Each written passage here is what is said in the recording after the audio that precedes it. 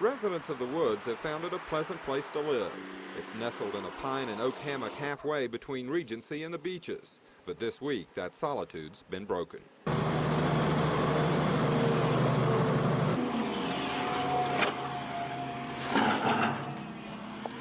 From around the neighborhood, they came out of their homes as bulldozers began clearing away the adjacent forest, literally coming into yards at times to cut away trees and foliage that have been there for most of the century. We got up yesterday morning to bulldozers and backhoes, making the canal larger, and in the course of 6 hours, they completely ravaged the entire area. We had not been made aware that this was going to be done. We had no chance to protest. We've had no chance to do anything about it. They can't seem to tell us why they have to knock down everything on both sides so that all the big trees are gone. They're stripping it. It's just a big pile of dirt now. One of the reasons we bought our house was because of the lot. It was so pretty, and we understood they were going to develop on the other side. We'd always have that natural barrier there, and now it's gone. And the neighborhood children played there, and it was just a thing of beauty, and now it's a monster.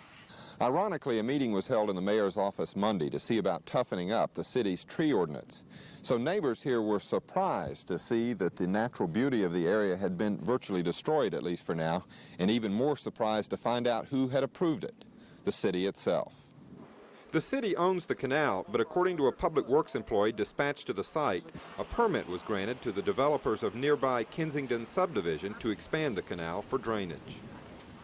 Is it necessary to come in here and destroy all these trees to accomplish this? To carry the... Why? Ma'am, I don't know. I told you I don't know. Why I came out to see what was going on. Well, I've got to go find out. Okay. Late this afternoon, the city's chief of building and zoning told Eyewitness News that in fact no permit had been issued to the developer to do the work. They applied for one only after we met with neighbors on the site this morning. The operation's been shut down pending an investigation. Still, residents were left shaking their heads, wondering how all of this could happen. Wondering that with all of the talk about quality of life, just who does it apply to?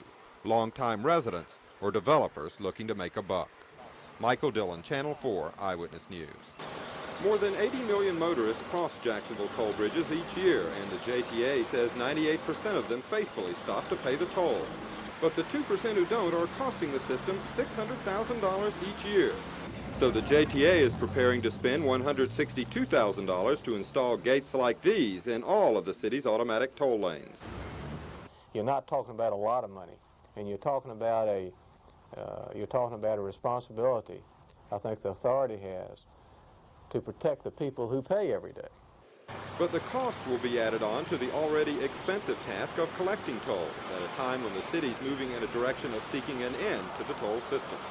A penny sales tax to replace tolls may be on the March 1988 ballot. If you have gates installed, say, in September, you have a referendum in next March, for instance, if the board decides to do that.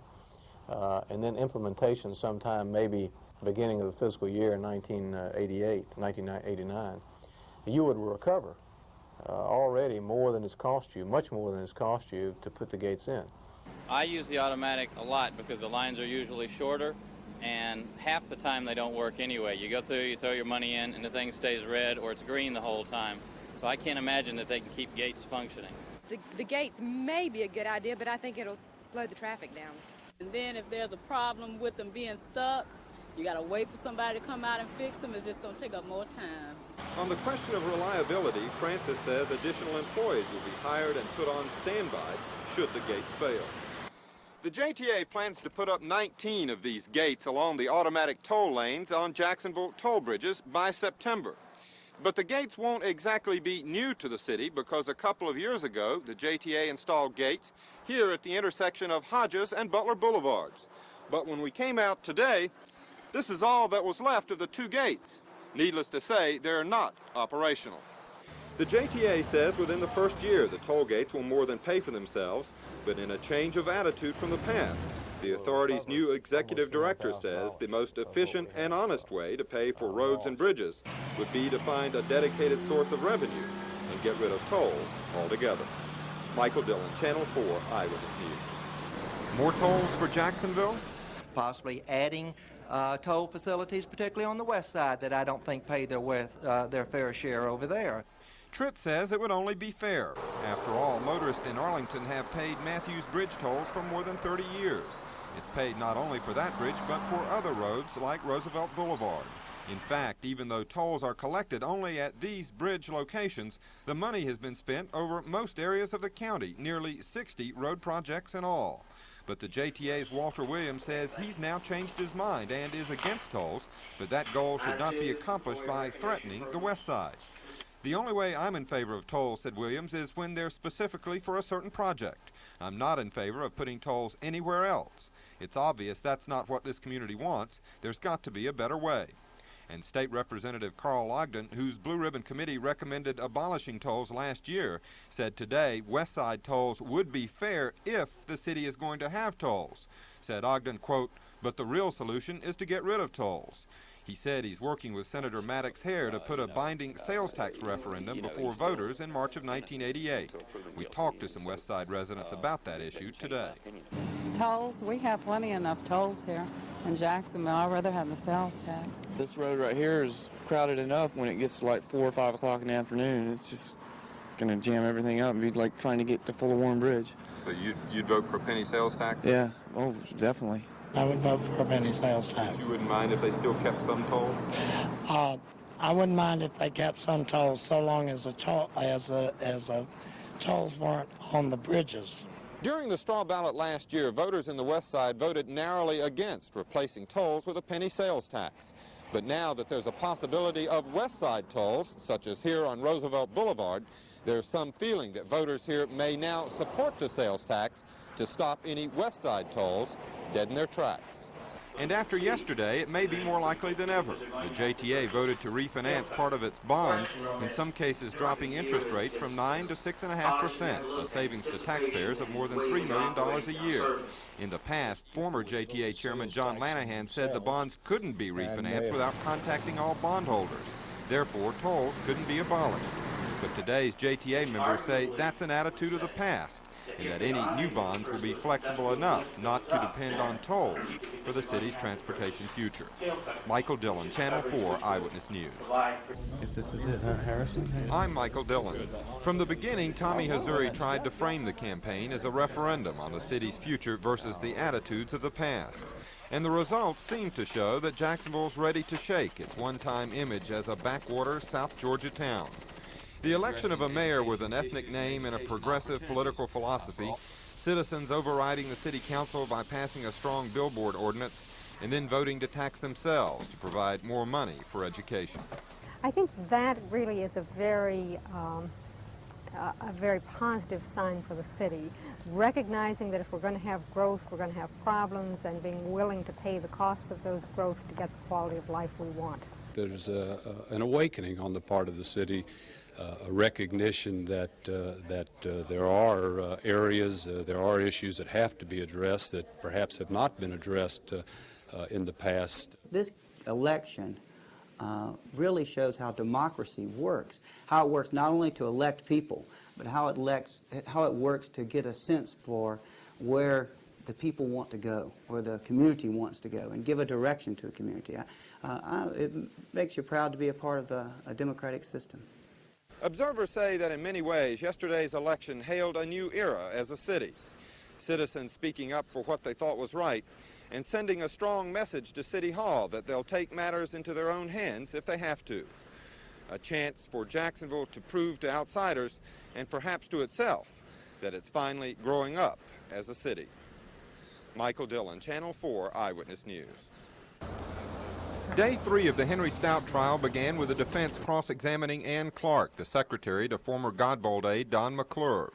Under questioning by attorney Daniel Smith, Ms. Clark said she considered Stout trustworthy, honest, and reliable.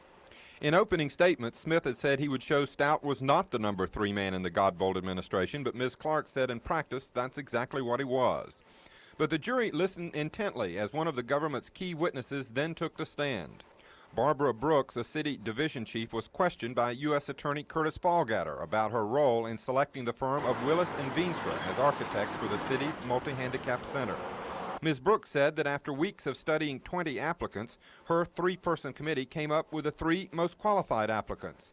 It was at that point, she said, that Stout walked into her office, took a notepad from her desk, and scribbled this note: "He wants Willis and Veenstra in the top 3.